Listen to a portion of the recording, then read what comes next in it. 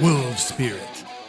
With 10 albums out and several multinational tours, Wolfspirit is a force in Germany and the surrounding countries, taking them by storm.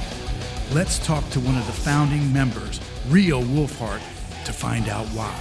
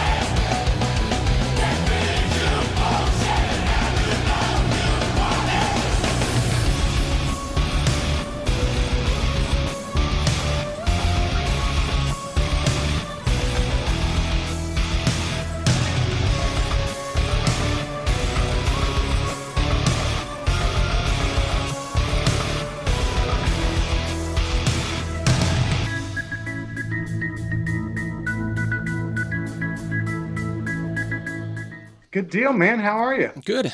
Yourself? Good, good. How's things going in the U.S.? It's going good. We just got through with the presidential election. It was pretty exciting.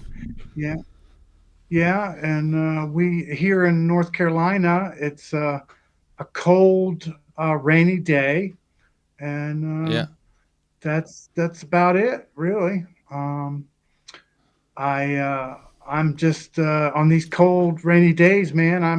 I'm happy to be in my little studio that I have. You can see I got my Pro Tools up and running, and just working on a couple of projects that people have sent me to mix down. And okay, cool. And that's kind of what I've been doing today. Yeah, it's a nice setup you got there.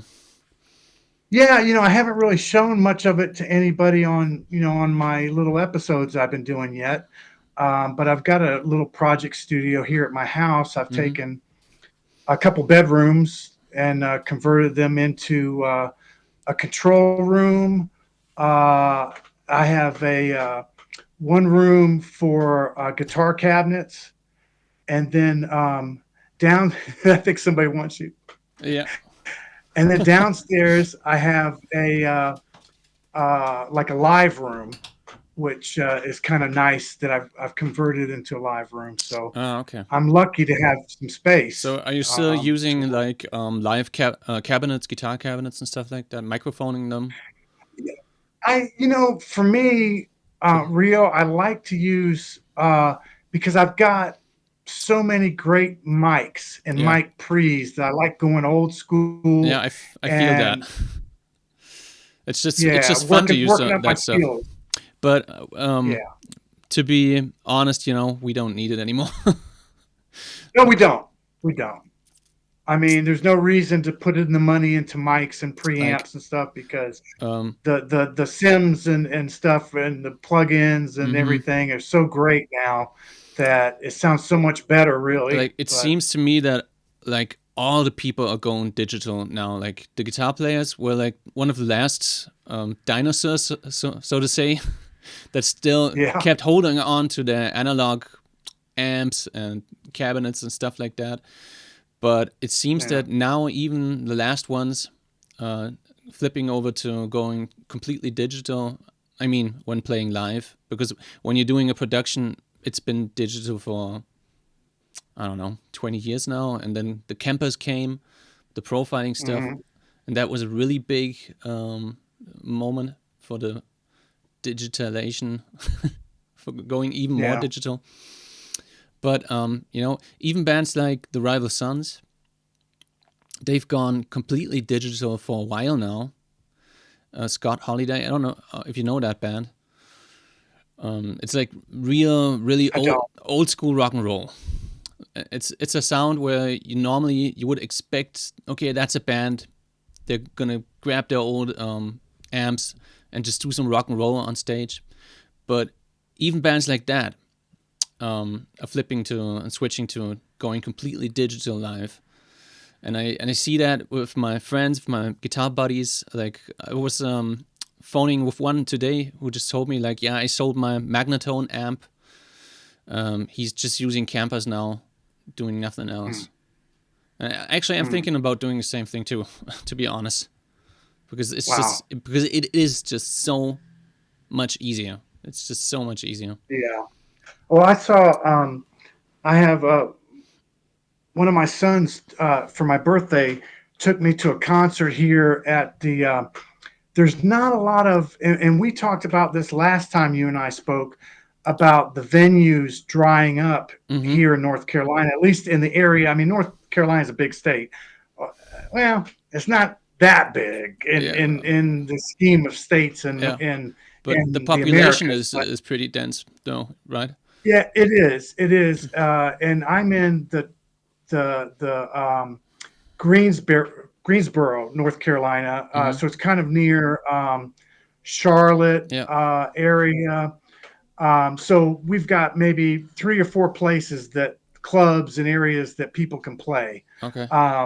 So he had taken me to see some. I don't know what the style of music is called, but it's punk combined with. There are no traditional electric guitars like Les Pauls and Strats. No amps. It's basically all acoustic guitars. There's stand-up bass. Yeah. Acoustic guitars, all pedals. There's one kick drum that somebody works. Banjos. Yeah. There's accordion, violin, and vocals. Yeah. And very aggressive vocals, scream type stuff, punk type stuff. It was fantastic, phenomenal. The headliner band was called the Bridge City Sinners, and I actually posted a couple of shorts on my channel of them. The phenomenal band, and I was just like blown away at how good they were, and no traditional electric guitars. All right. And but no amps on stage. Yeah, no amps. Yeah. But it was not. I was trying to correlate in my mind. How would I fit in a band like that in today's scene? And my mind was like, does not compute. You know what I'm saying? Because you would be like still using your old amps. Well, I guess because the last time I actually, but I don't think that would be a conflict. I'm more of a studio guy now. Yeah. But anyway, I don't think that would be a problem or anything. Like, I did that. I played with bands that were all digital, and I was like the only guy that brought his amp. But it doesn't matter. Yeah. I'm the one carrying the stuff. So. Yeah, right. I guess that's all they care about. But yeah, And but there is a certain expectance sometimes. Like for example, when I got a call as a stand-in for a cover band, and they were immediately asked me like, "Yeah, you're gonna bring your camper and stuff like that," and I was like, "Yeah, I don't actually have a camper." So sometimes there is an expectancy, but most of the time, I've never had a problem with that. Do you use any of the UAD pedals? No, none of the. I have the. I have a console by what's that? UAD. I don't. Yeah, Universal Audio. stuff. Yeah. I'm using the plugins. I don't really like the amp simulations. I don't know if I'm doing something wrong, but they always sound dull. With when I just go straight into the interface. For some reason, like it's not. Funny you should say that. It's not because like I I've think. come up with, yeah, go ahead. I say it's funny you should say that because I'm coming up. In fact, I've got one right here. I just bought the Enigma pedal, which is their take on a Dumble amp. And I won't make a judgment on it yet because I just got it and just started fooling around with it. Yeah. But I have noticed as well that I don't like the cabinet simulations on the pedals, but I've found that they do. I can't get them to sound right either yet. Yeah. So either I'm doing something wrong or something, but they're not easily for me personally. And I can only speak for myself. But what you're saying, I can't dial them in. Well, and that's the most important part. That you know, when you get a piece of equipment, then you have to be happy with that. And it has to sound, because there is no good or bad. Like I can even go straight into the console with no amp and maybe just use a fuzz pedal. Like in an interview, I heard that the guitar player of the Eagles of Death Metal, forgot his name, but he explained that that's like one of the things he does on a production, not when playing live, but when, you know, in studio. He just takes a fuzz pedal, goes from the guitar into the fuzz pedal, and then directly into the mixing console. No amp, no nothing. And you're just going to have that really fuzzy, high-endy kind of sound. And, you know, if that's what he likes. Yeah. And for his kind of style, for his music, it sounds cool. So, in the end, it's all personal preference, so it doesn't really matter. Yeah, cool. So, what's happening in your neck of the woods right now? What's cool? Good that you're asking, because I wanted to use the opportunity being on your show to. My band is releasing a new album. It's going to be out in January, coming January. Oh, sweet. It's called Bullshit because it's about all the bullshit that we are being fed. And, you know, you can't believe anything anymore. No, that's true. You know, I don't want to get into politics, but you can't believe any of the side, and it's really hard to decide on which side you want to be on. But I guess you have to kind of choose. You have to choose, right? Because so that's why it's called Bullshit, and it's like the most hard rock sound with the Wolfsburg band that we've done so far. And at the same time, we put really a lot of emphasis on just the songwriting, making really good melodies and you know, hooks. So I think it's a really strong album, this one here. Oh, sweet, yeah. That's what's Can't going wait on. To hear it. So as a close friend and confidant of the Wolfhard band, I get a preview of it. I get to hear it. Oh, sure. I mean, there's YouTube videos out now. Just type in Wolfsburg Bullshit, and you can see the latest music video. All right, sweet, and I'll link it down below. So. Oh, thanks. Good deal. So we're you know, it's still a lot of work. Everything that's around with the release, because we're doing it all by ourselves. We don't have a label. We are our own label. We have a distribution service.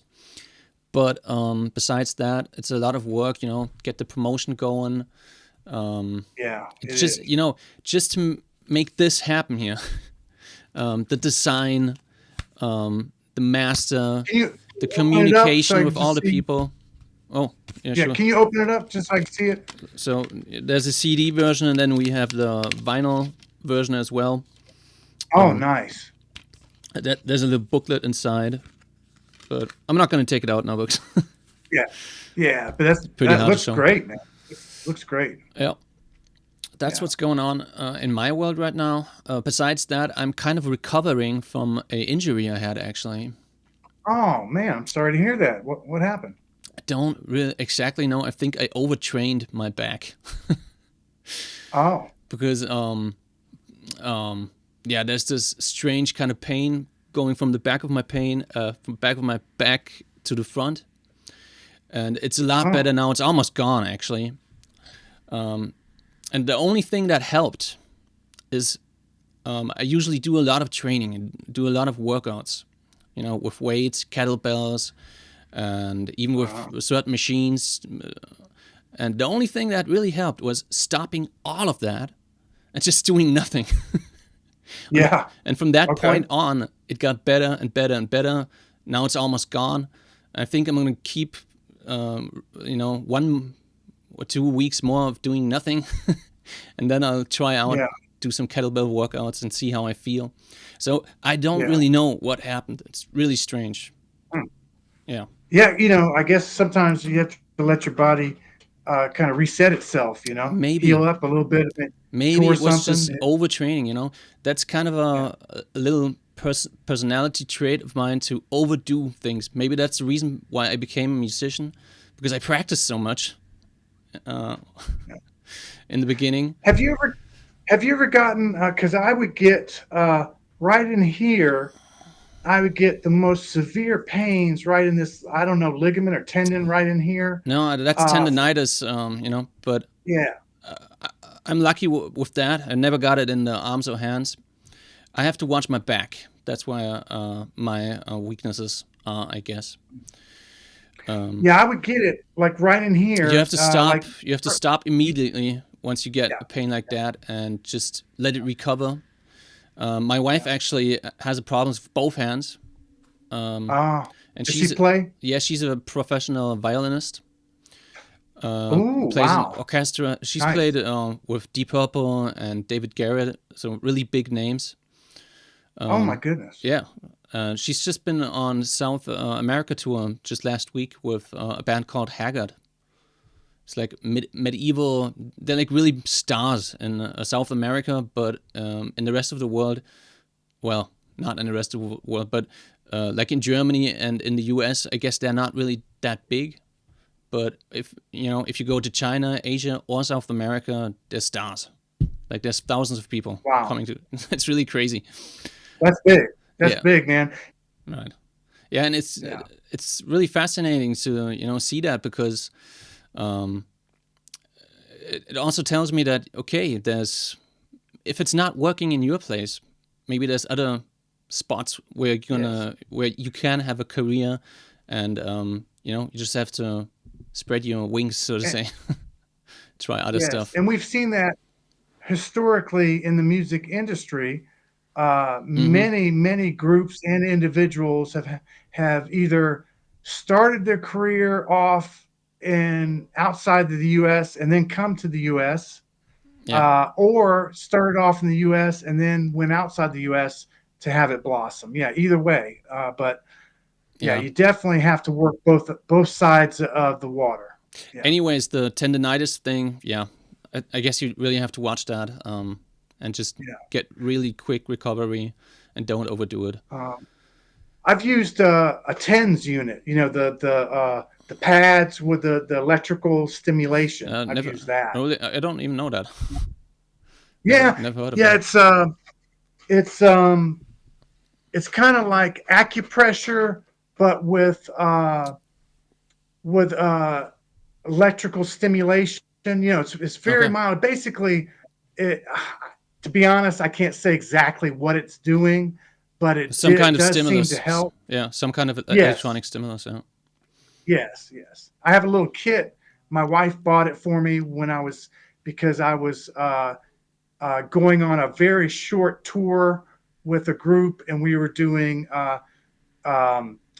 Crosby, Stills, Nash and Young, and Seals and Croft covers on a very short little tour, and it was very heavy acoustic stuff, and this was real bad acting up. So problem, but it like if you have pressure coming from outside that you have to do this gig or this tour, and at the same time you're hurting, like then that's a problem.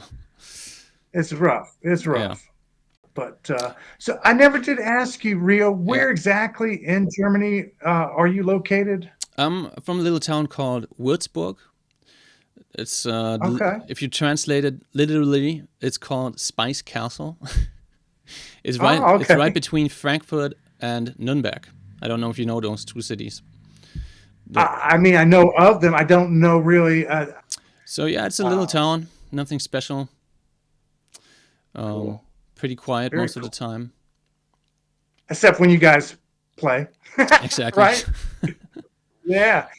So are you guys slated to do a tour or some dates to promote your new album? Yeah, we're definitely working on getting some dates, but in the past we did like every date that we could that was offered to us, we did it. And if it meant to, driving to Paris, we played a show in Paris, and then in the same night we drove back, which was like 6 hours to drive there, and then 6 hours driving back because we didn't get any accommodation or anything. And so we did a lot of shows that had like kind of these conditions, and we don't want to do stuff like that anymore. We want to get really good gigs. It's not about the money, but a little bit it is about it. Well, you need to, I mean, at this stage of the game for us, we need to be able to pay the bills. Yeah. And, yeah, exactly. be able to, like you're saying, get the money back. In other words, we can't go broke doing it. So the point is, I don't know how many shows it's going to be, but it's probably going to be less than what we normally play. But I think it's going to be more quality shows because at least then we can say, okay, we have a good mixing engineer, front of house, because we can pay those guys, and it's not like we have to just take whoever is in the club at the moment. In the club. And then you have a shitty sound and stuff like that. It's just, that's just no fun to do shows like that. No. And do you guys, when you do, when you tour, do you run with your own system, or do you? It really depends. Do you use? Really depends. Yeah. Sometimes if it's like a tour of other artists, for example, then we're gonna do like equipment sharing and stuff like that. Yeah.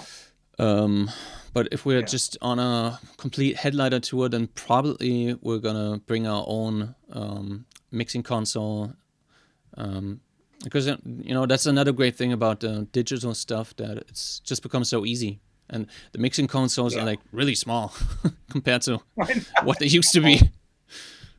I know. And then, it's crazy. Like you see those guys, the front of house people. And then they bring their console and it's like, what? That's it? Yeah. You're gonna mix it's like a joke that? So I can do anything with that. Yeah.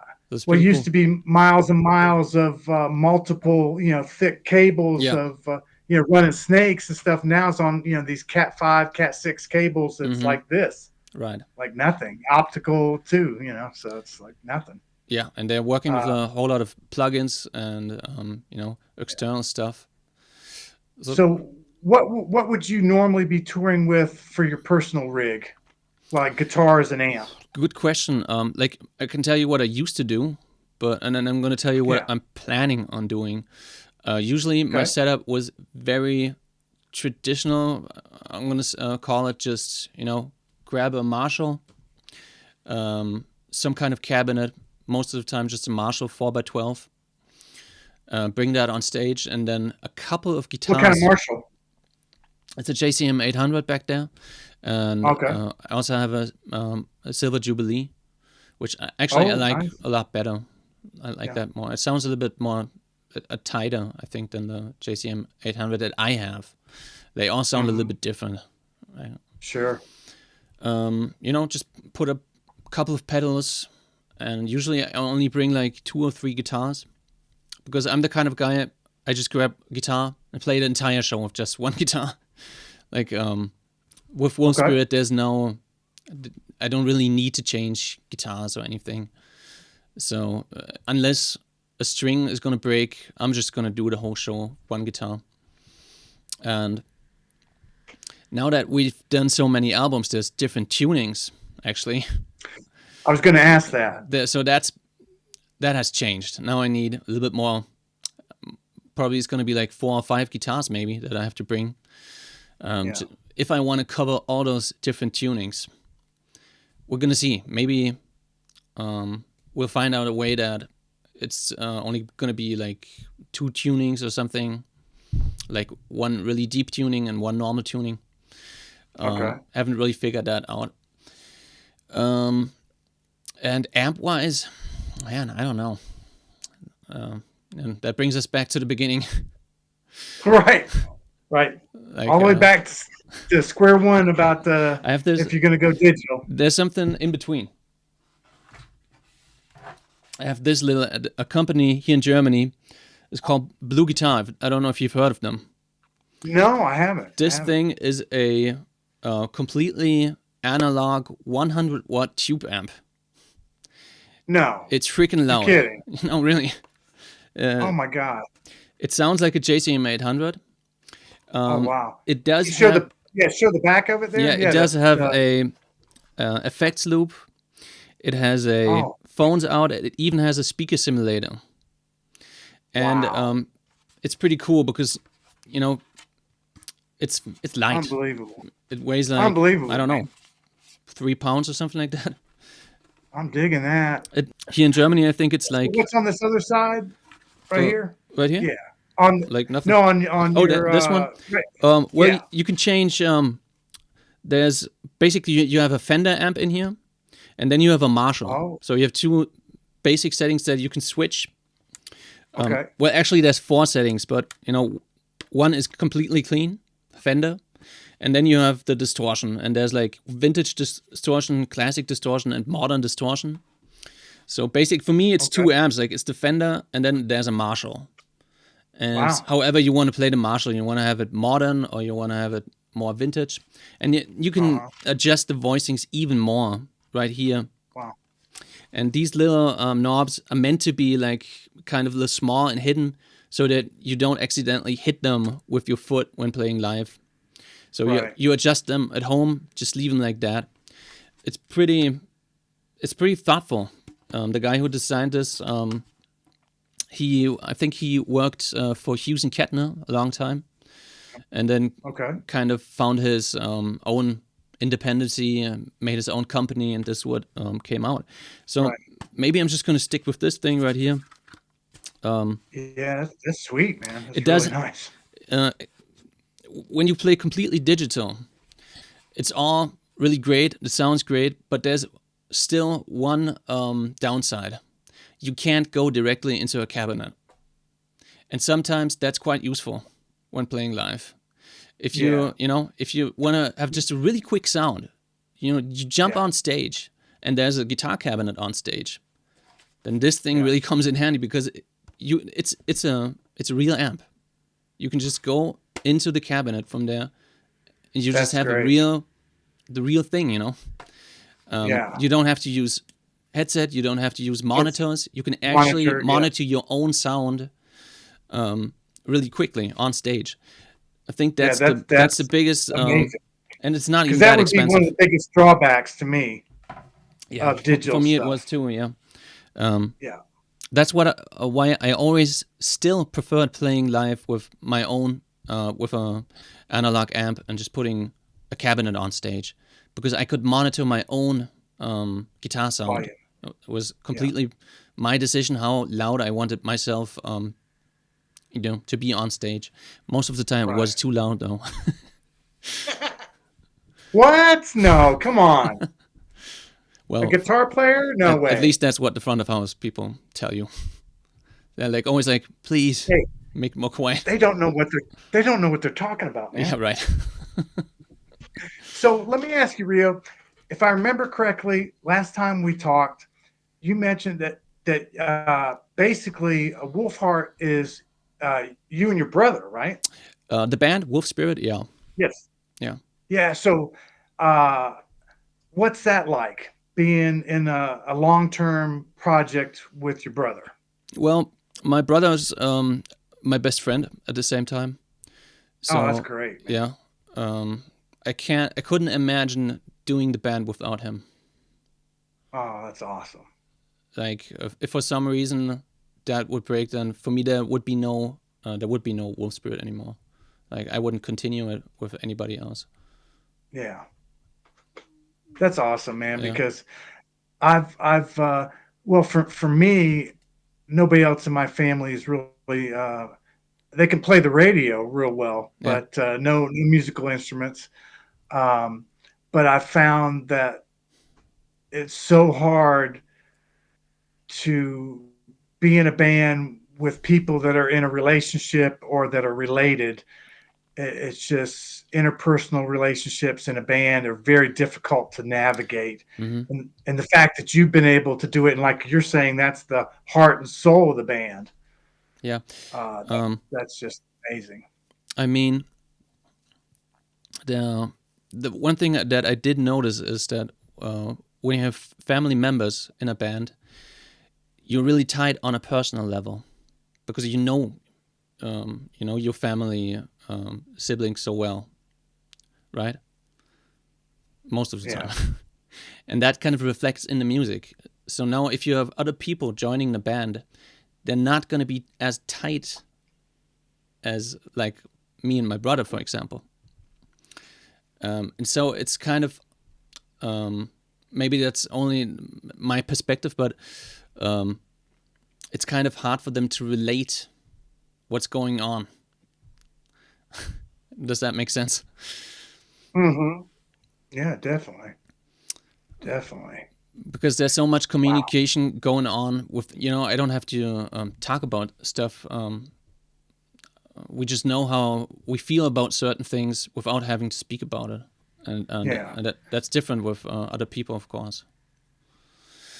So is the current lineup of the band for everyone else stayed the same pretty much, or is it changed out over the years? Well, over the last 10 years, it's changed out a lot. Let me think. I think it's pretty consistent the last 5 years. We got Debbie doing the vocals, Martin as our drummer, and then me and my brother. And the only position that has changed is the bass player. But we have Silly, she a female bass player. She's in the band for, I think, almost 4 years now. So it's pretty consistent, actually. But before that, it was quite a lot of lineup changes, actually. Any good stories you want to share of shows that maybe went sideways, or something that you can share that didn't go too crazy, but something that might be interesting? Talking about former bandmates, there's an album called Spirit Metal, which is officially our first album, but we kind of decided to make it disappear from the band history because it's an album that we're not proud of, and it's not because of the music is so bad, but the production was crazy as hell on that album. It actually, doing that production, I almost got in a fist fight with the bass player. Oh, good. And I'm not an aggressive person, but I was just so, it was just getting so crazy that it's really hard to explain. Like it would take a while to explain all the circumstances. Well, man, I thank you for taking the time to talk with me again. You know, I know we did this before, and it was just so crazy that we couldn't put it out there. No, maybe, I don't know. Maybe it was meant to be. Yeah, this is great, and hopefully, maybe fate will bring us together, and we can share the same airspace and actually get you over to my little studio or something. Oh, yeah, that would be cool. Great, man. Yeah. Everybody, check out Rio Wolfhard and Wolvespirit, and all the links will be down below. And thank you so much. Yeah, thanks for having me. Really appreciate it, man. Yeah. All right. Awesome. Check them out. Yeah, have a good one.